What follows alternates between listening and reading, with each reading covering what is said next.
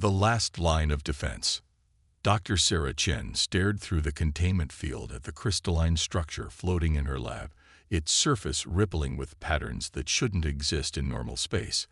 After 15 years as Earth's leading xenobiologist, she thought she'd seen everything. She was wrong.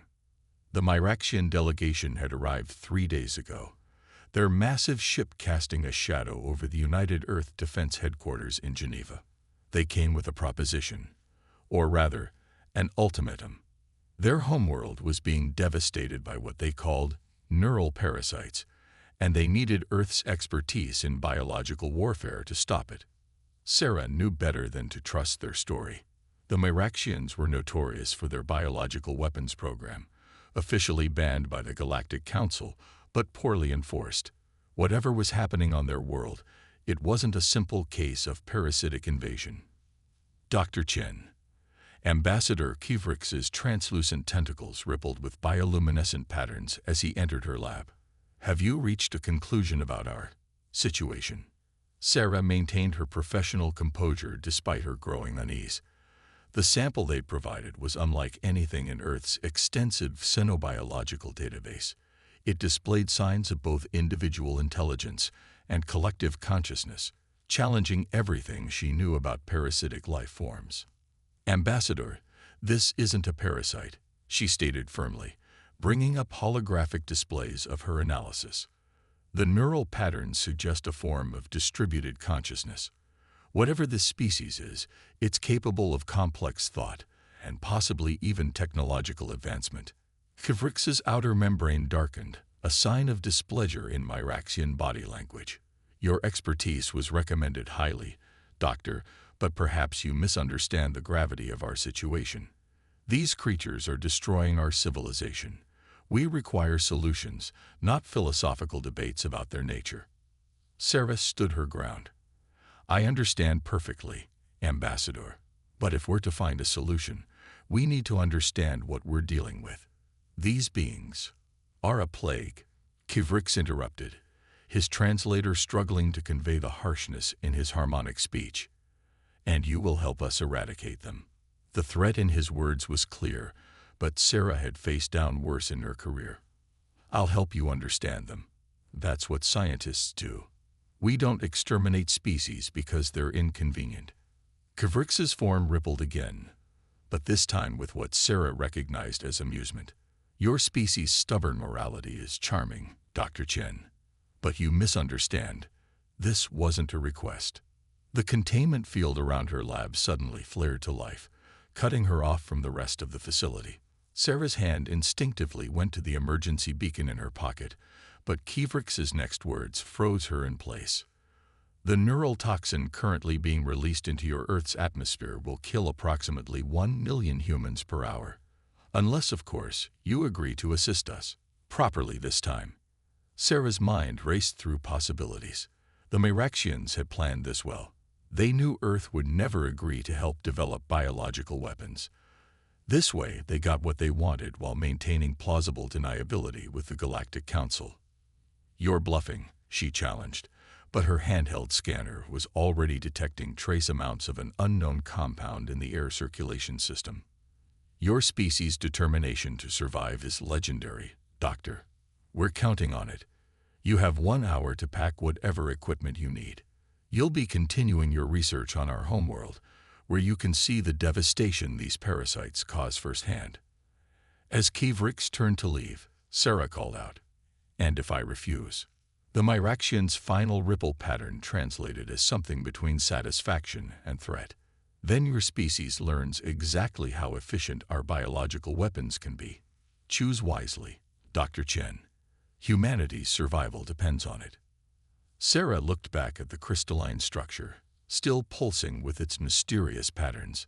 There was more to this story, much more, and the Myraxians were terrified of something. Not parasites, but something that challenged their dominion over their own world. She began packing her equipment, her mind already working on ways to uncover the truth. The Myraxians had made one crucial mistake. They assumed human determination was rooted in fear. They didn't understand that humanity's greatest achievements came not from running from death, but from rushing headlong into the unknown in search of answers. Whatever waited on their world, Sarah would find the truth. And if the Myraxians thought they could control a human scientist with threats, they were about to learn a harsh lesson about Earth's most dangerous export: curiosity. Into the abyss. The Myraxian homeworld hung in space like a cracked geode, its crystalline surface refracting the light of 3 suns into a kaleidoscope of colors. From the observation deck of the transport ship, Sarah Chen could see why the ancient explorers had named it Prisma. The entire planet seemed to be constructed of living crystal, with massive geometric formations rising like mountains from the iridescent surface. Beautiful, isn't it? The voice belonged to Dr. Ren, one of the few Myraxian scientists who still treated her as a colleague rather than a prisoner. Hard to believe something so beautiful could harbor such devastation. Sarah watched as patches of the crystal surface shifted, creating new patterns that rippled across the landscape. Those movements, they're not natural geological processes, are they? Ren's bioluminescent patterns dimmed slightly. No, that's them. The parasites alter the crystal structures, corrupting them for their own purposes. We've lost entire cities to their expansion. But Sarah's trained eye saw something different. The patterns weren't random. They followed complex mathematical sequences. This wasn't corruption. It was communication. The transport ship descended through the atmosphere, passing through layers of crystal dust that turned the sky into a rainbow haze. Their destination was Research Station Zero, a fortress-like structure carved directly into one of the largest crystal formations. Your laboratory has been prepared according to Earth specifications, Ren explained as they walked through the station's winding corridors. Though I must warn you, the parasite's influence is stronger here. You may experience unusual effects. Sarah had already noticed it. A subtle vibration at the edge of her consciousness, like music played just below the threshold of hearing. The crystal walls around them seemed to pulse in rhythm with it. How many researchers were here before me? She asked, noting the empty laboratories they passed. 17. Ren's patterns shifted uncomfortably. None lasted more than a week. What happened to them? They became contaminated. The parasites affected their minds. They started talking nonsense about hearing messages, about the crystals being alive. We had to evacuate them before they could compromise the facility, or before they could reveal what they'd discovered, Sarah thought. The vibration in her mind was getting stronger, resolving itself into distinct patterns. Not random noise, but structured information. Her lab was a self-contained unit with its own atmospheric systems and triple-layered containment fields. The equipment was state-of-the-art, but Sarah's attention was drawn to the massive crystal sample dominating the center of the room. Unlike the specimens she'd seen on Earth, this one was active, its surface constantly shifting with complex patterns. "We'll leave you to get settled," Ren said. "Remember, Dr. Chen, the fate of 2 worlds depends on your success." As soon as they left, Sarah began setting up her equipment. But her real attention was on the crystal sample. The patterns it displayed matched perfectly with the vibrations she felt. It wasn't just communicating, it was trying to establish contact. She worked through the night, recording and analyzing the patterns. The more she studied them, the more convinced she became. These weren't parasites at all. The entire planet was a single vast organism, and the crystals were its neural network. The parasites were more like immune cells, responding to what they perceived as an invasion. The Myraxian civilization itself. A sudden shift in the crystal's pattern caught her attention. The vibration in her mind changed, becoming clearer, more focused. Sarah found herself reaching out to touch the crystal's surface before she could stop herself.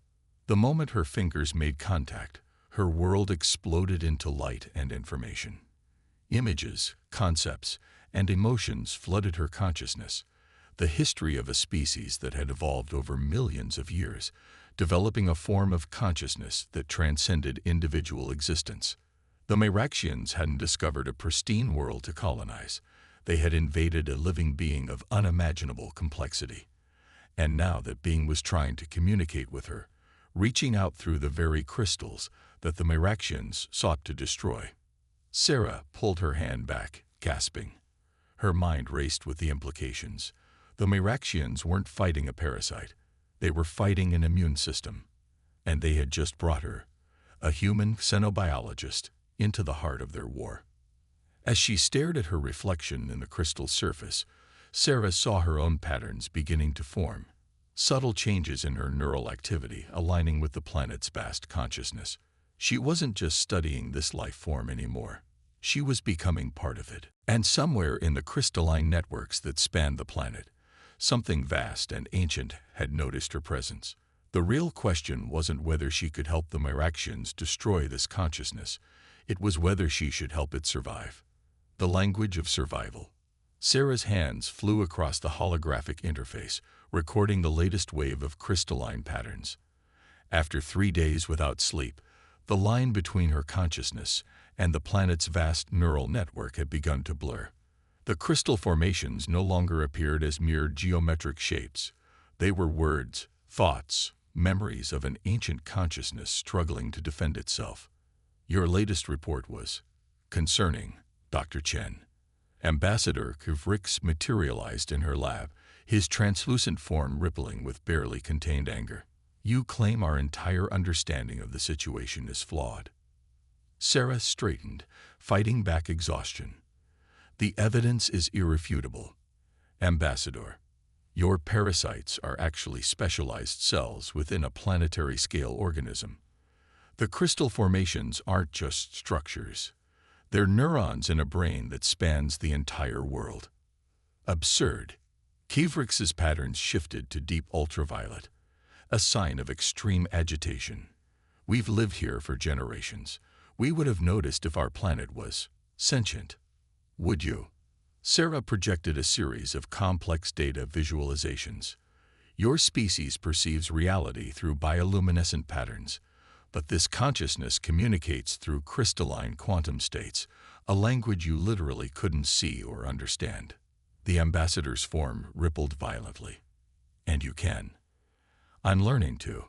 Sarah touched the crystal sample, and immediately patterns of light danced across its surface, responding to her neural activity. Human brains are remarkably adaptable. We're developing a rapport. This is precisely what happened to the others before they became contaminated, Kivrix warned. You're losing objectivity, Doctor. Perhaps we should discuss implementing quarantine protocols. Sarah felt a surge of warning from the crystal network. The previous researchers hadn't been evacuated. They'd been eliminated. The Miraxians had killed them to keep their discovery secret. The others weren't contaminated, she said carefully, her hand still on the crystal. They made first contact with a species you've been unknowingly fighting for centuries. The real question is, why are you so determined to prevent that contact? Kivrix's patterns went completely dark, a reaction Sarah had never seen before. You disappoint me, Doctor. I had hoped Earth's greatest xenobiologist would help us save our civilization. Instead, you've fallen prey to the same delusions as the others. No delusions, Ambassador. Just facts you don't want to face. Sarah activated a hidden subroutine in her equipment, beginning an encrypted data transmission to her backup servers. Your civilization isn't being attacked. It's being rejected by a living host. Every crystal formation you've destroyed was like severing neurons in a brain. The planet isn't sick. It's defending itself. Enough. Kivrix's form expanded, filling the lab with threatening patterns. You leave us no choice, Doctor. Protocol Omega is now in effect. May your Earth gods have mercy on your soul. The lab's containment field suddenly flared to maximum power, and emergency shutters slammed down over the doors. Warning lights flashed as the atmospheric systems began pumping in a familiar neural toxin, the same one they'd threatened Earth with. But Sarah had been preparing for this moment. She pressed her hand firmly against the crystal, and the entire research station shuddered in response. The crystal networks that formed the building's foundation came alive, recognizing her neural patterns as friendly. You made two crucial mistakes, Sarah said as the toxin dissipated, absorbed by the suddenly active crystal matrices. First, you assumed these crystals were just building materials. Second, you forgot that humanity's greatest strength isn't our intelligence. It's our ability to communicate with anything that's willing to listen. The station's crystal foundations pulsed with increasing intensity, and Sarah felt the vast consciousness of Prisma focusing its attention on her location. Through their shared neural connection, she understood its intentions. It wasn't just defending itself anymore. It was preparing to show the Miraxians exactly what a planetary consciousness was capable of. "What have you done?" Kivrix's patterns showed genuine fear now. Sarah smiled grimly as the crystal walls began to reconfigure themselves around them.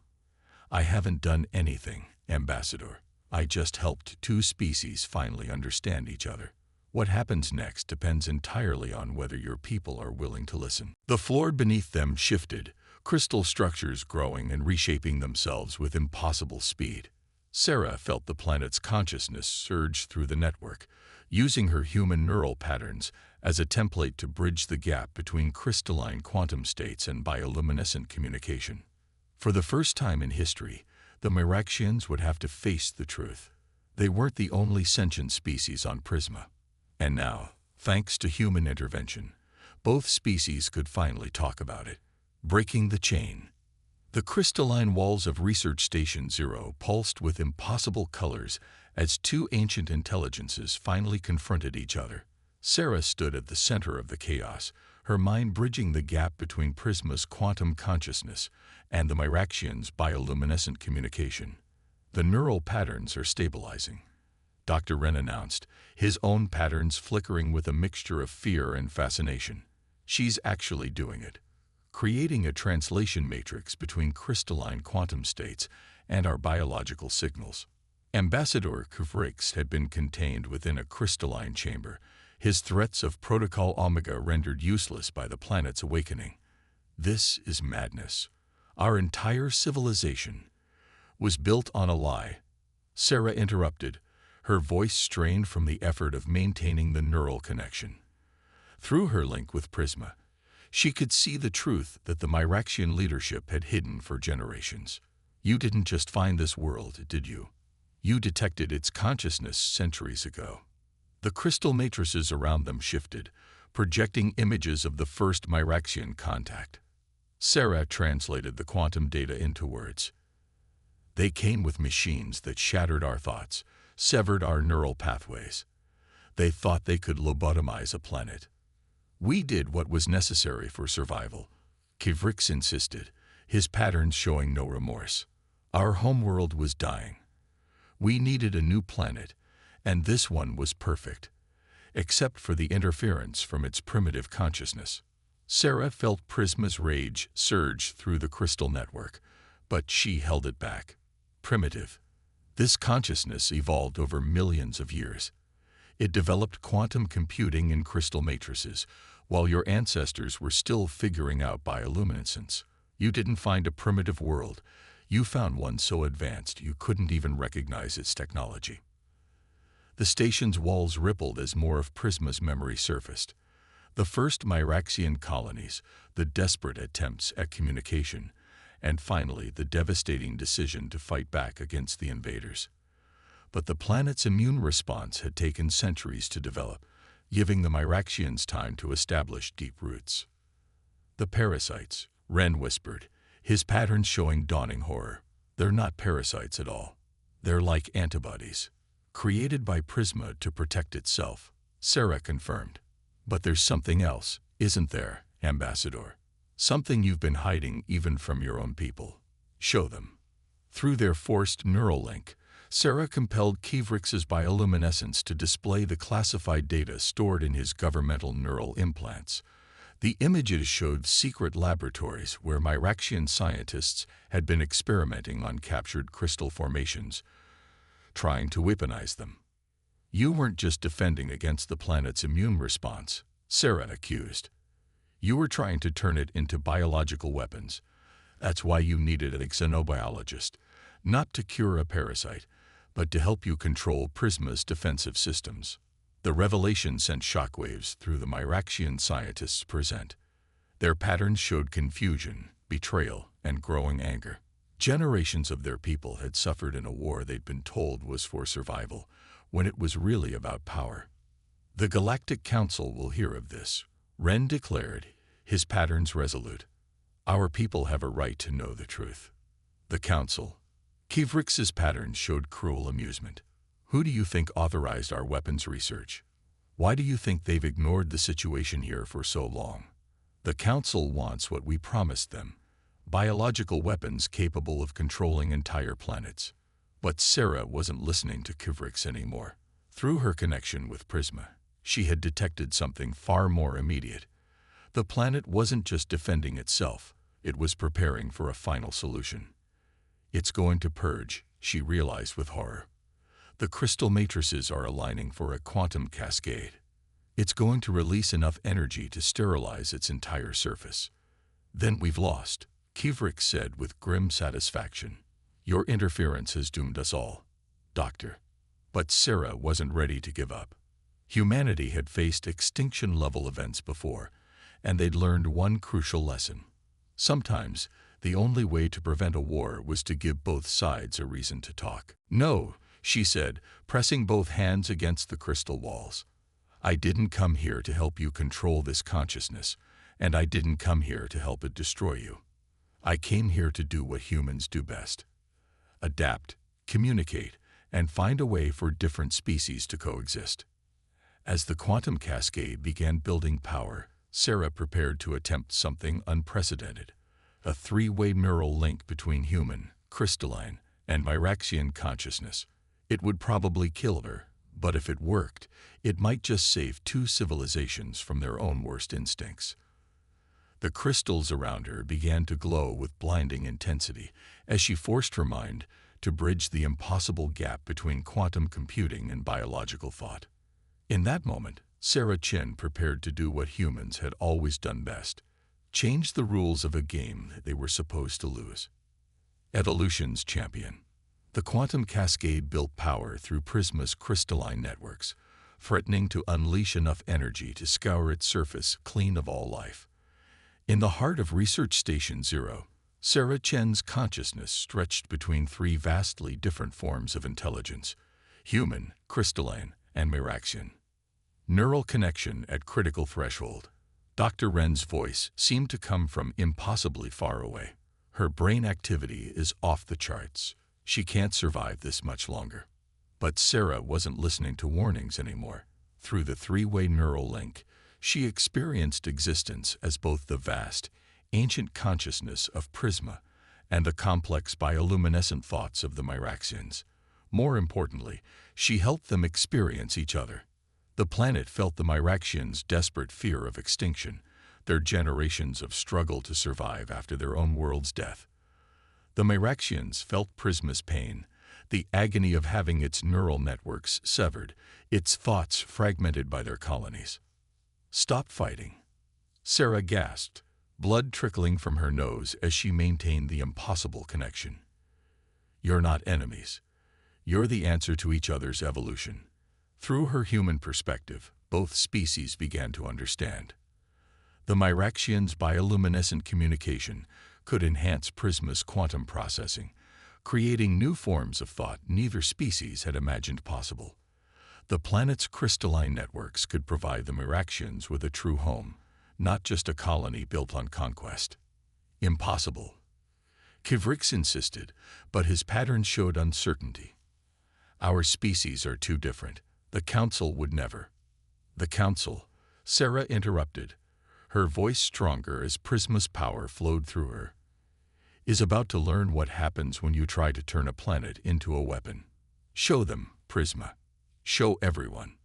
The quantum cascade that had been building released, but not as the devastating purge it had been intended to be.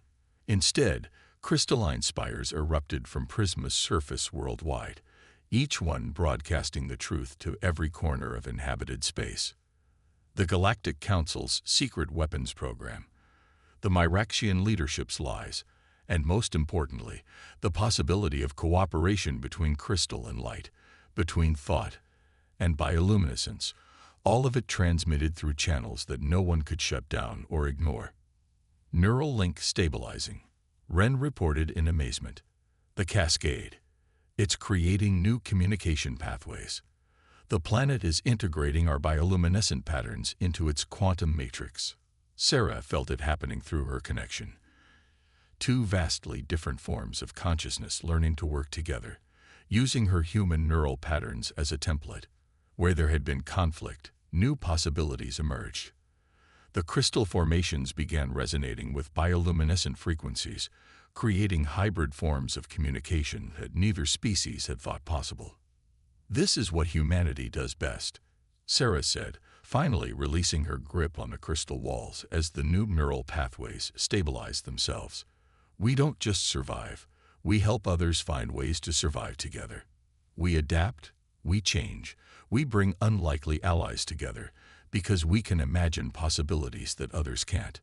The change rippled across Prisma's surface, where Myraxian cities had once fought against the planet's crystalline growths. They now merged with them, creating structures that were neither fully crystal nor fully biological, but something entirely new. "The council ships are arriving," Kivrix announced, his patterns now showing a mixture of resignation and hope. "They'll want explanations." "They'll get more than that," Sarah smiled, despite her exhaustion. "They'll get a demonstration of what happens when you underestimate not just humanity's determination to survive, but our ability to help others survive as well." 3 days later, Sarah stood before the Galactic Council itself, her neural implants still faintly resonating with both crystalline and bioluminescent patterns. The council chamber fell silent as she presented her report, not just an exposure of their illegal weapons program, but a blueprint for a new kind of civilization. The Myraxians needed a home, she concluded. Prisma needed protection from exploitation. Both species needed to evolve.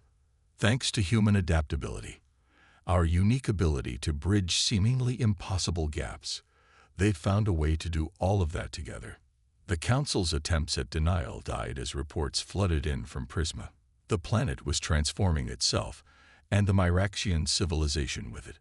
Where there had been conflict, there was now cooperation. Where there had been attempts at domination, there was now symbiosis. As Sarah prepared to return to Earth, she felt the faint resonance of both crystalline quantum computing and Myraxian bioluminescence in her modified neural patterns. She was no longer purely human. But then, humanity's greatest strength had always been its ability to change, to adapt, to become more than it had been. She had come to Prisma as a prisoner, sent to help destroy a consciousness that the Myraxians feared. She was leaving as living proof of humanity's most powerful trait, the ability to turn enemies into allies by helping them see new possibilities for their own evolution. The crystal she wore as a pendant pulsed softly with both quantum and bioluminescent patterns, a reminder that in the vast universe, the most powerful force wasn't weapons or technology, but the simple human gift of helping others find better ways to survive together.